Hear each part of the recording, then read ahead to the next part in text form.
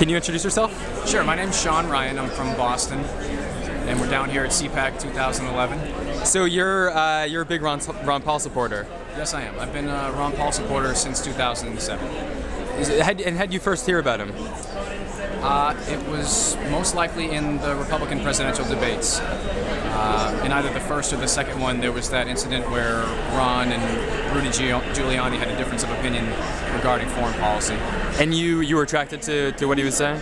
Yeah, I was looking for an anti-war candidate at the time, so it was pretty easy to figure out, who that was in the debates. Because at the beginning there were 15 or so people on stage, and they all had the same foreign policy except for one guy. So how do you feel now? I mean, 5 years later, Rand Paul's in the Senate. Do you feel like support for Ron Paul has grown in the country? I mean, how does it feel different now? Support has definitely grown, and what I'm really excited about is the fact that people have now gotten to the point where they realize we are going to have to start compromising, because we all have an issue that we're passionate about, and we all have a program that we think is decent, worth continuing.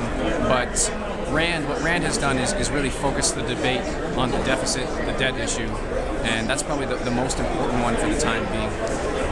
What sort of reception have you gotten talking about Ron Paul to people here? I mean, it seems a lot of the speakers would disagree with him on foreign policy and a lot of other issues. Have you gotten a good reception? I've had a very positive reception. I mean, there's a lot of conversations going on here. There's a lot of people who are thinking very critically about what's going on.